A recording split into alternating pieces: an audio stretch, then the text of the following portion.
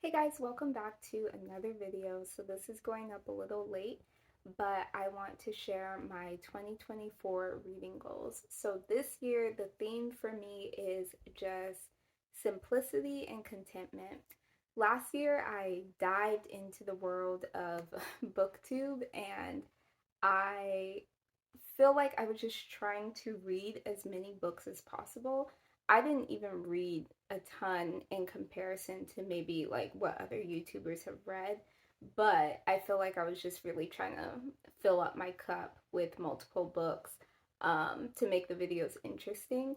But this year, I really just want to focus on the books that I am super interested in reading. So versus trying to just read everything on my bookshelf. I just want to read the stuff that I am truly, truly interested in. Not that I didn't enjoy those books from last year because I did and it was fun just exploring. But yeah, that's my theme, simplicity and contentment. So I will just hop right in. So there's two books that I want to read related to marriage. The first book is called A Wife After God's Own Heart. It's by Elizabeth George. I don't think I've ever read anything by her, but this book just stood out to me. It's one that we have kind of lying around in the house already, so I'm just curious to see what it will be like. And I don't know. I think that this book is like for people that are single too. I don't really know, but I'm just going to like dive into it and see what happens. So, yeah. A Wife After God's Own Heart by Elisabeth George. If you've read it before, let me know. The second book related to marriage that I want to read is called Passion and Purity by Elisabeth Elliott, I believe that's her name. So her first husband was Jim Elliott, I think, and he was a missionary. I forget where, but he actually like died doing that missionary work. So I think Passion and Purity, it's just showing because I've read a little bit of it before, but I just never finished the book. Anyway, it's kind of showing like her courtship process and all of that. So I'm very interested in that too because I think that yeah, it's just nice to see like what the actual courting process is like for Christians before they get married. So that's what I'm like most curious about, I guess. So those are the two books. Okay. Moving on, this is going to be historical nonfiction. So those first two books are also nonfiction, but now I'm moving into historical nonfiction. The first book that I really want to read that I'm hoping, I'm really hoping is in my local library. It is called Master, Slave, Husband, Wife. I will put the title and the name of the author because I don't really remember her name slash I don't know how to pronounce it. But she wrote about this couple and they were slaves. I forget the time period.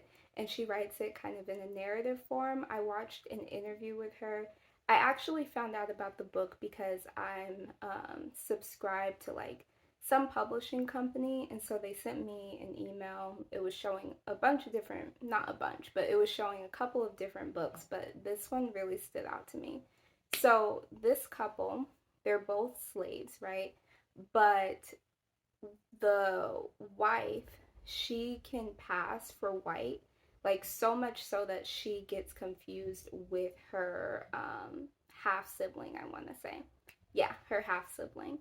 And then the husband, they both kind of have, like, they don't work on plantations. So I think she's like a seamstress or something. And then the husband does, like, I want to say woodwork. Hopefully, I'm not butchering this. But yeah, I think he does like woodwork.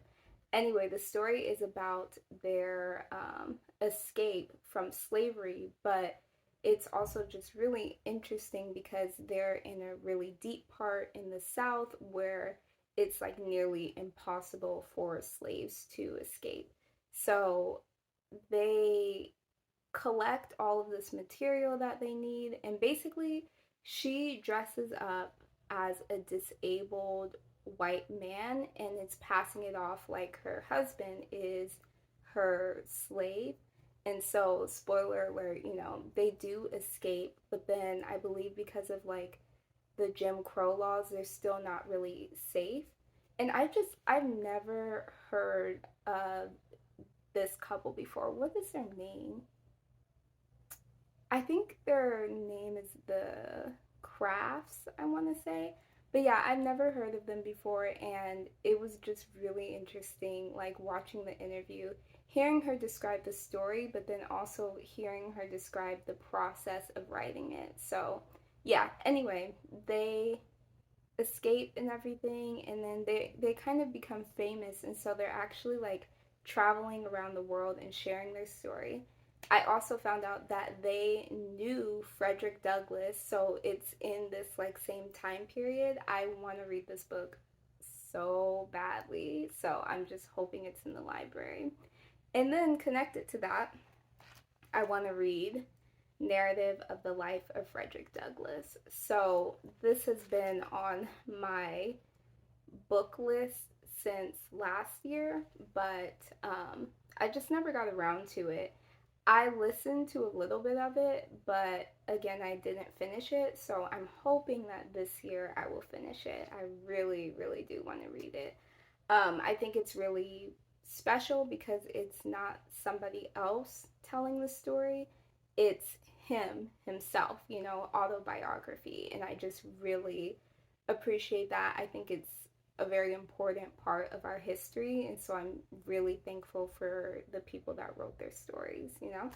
Moving on into fiction, the book that I want to read, I've actually already started reading it, is Jo's Boys by Louisa May Alcott. So this is the third and final part of her series. I read Little Women, I read Little Men, and so now I'm reading Jo's Boys, and I'm pretty like far into it. I feel like I said I already started reading it. To backtrack, like it's still December while I'm filming this. So yeah, it's 2023 right now, but I'm sharing my 2024 goals, and I still want to complete that book in the new year because I'm not done yet. So yeah, anyway, Jo's Boys is really, really good. Louisa May Alcott's writing is so good. Like, it's just good. I appreciate it so much. I like the way that she tells a story and how she, like, kind of talks to the readers. It's just cool. And this particular book, I'm like hesitant to really say this because I haven't finished it, but it might just be my favorite in the entire series because it has like both of the elements that I like. Jo, I feel like she is a favorite in terms of characters, and so seeing her life in this third book, and mm, hopefully it's not like spoiling it, but seeing her kind of like come back to writing, I love that. We get to really see her personality. But then we also see the boys, kind of grown up now, and we see the different trials and stuff that they've gone through. I'm not going to spoil it. I'm just going to say that I was shocked by part of Dan's story. So look out for that if you haven't read it and you plan to. But her writing, you guys, is just beautiful. So I really want to finish that book because I feel like it's really inspiring. And that is it for my like set list of books that I really, really want to read in 2024.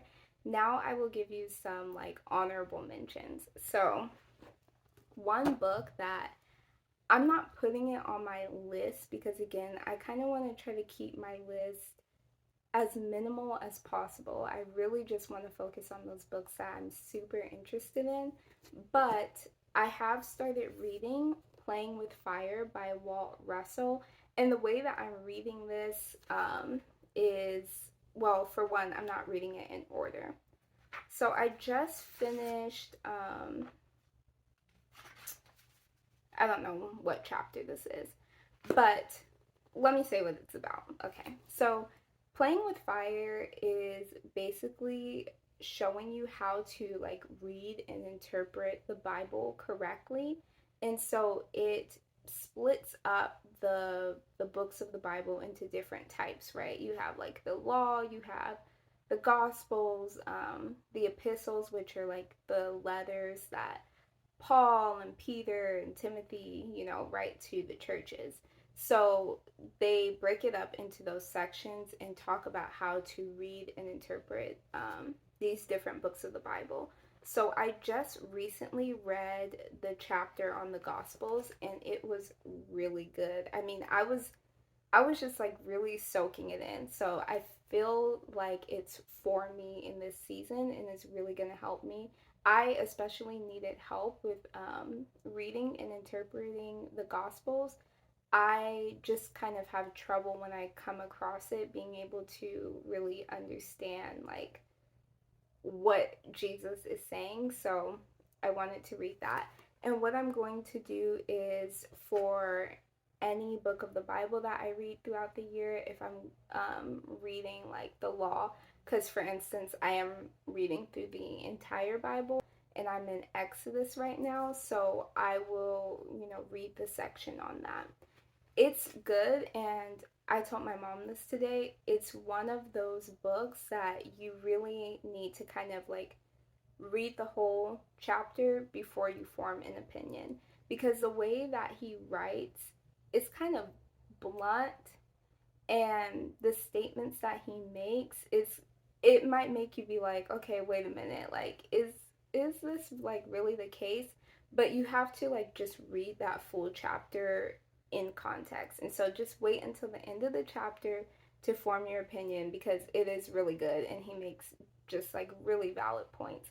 I feel like this is also really helpful for Americans that are reading the Bible, because he talks about kind of like our mindset as Americans and how that can interfere with a correct interpretation of the Bible. So it's good and I want to continue it. And then lastly, I haven't put this on my list, so it's kind of tentative, but I watched Pride and Prejudice like maybe a couple days ago. And so let me just say, I was watching it and I was confused. Like, I didn't really know what they were talking about. I didn't really know what they were saying, because if you've read Pride and Prejudice before or watched it, like the language is just, it's a little bit different. But by the end of the movie, like I loved it. Like I thought it was so good, which is weird because again, I feel like I didn't even really know what they were saying. So, yeah, I am actually interested in reading that book. It's not exactly on my list, but it will probably be something that if I finish all of these other books, then I will get to that. So those are my reading goals. Let me know what your guys' reading goals are. And if you're into classics, let me know what some of your favorites are, because I kind of feel like I just enjoy classics. That's the overall like consensus that I got from this year, is that I just really like the older books, I guess. So, yeah, let me know what you guys are interested in, and I'll talk to you in my next video. Bye.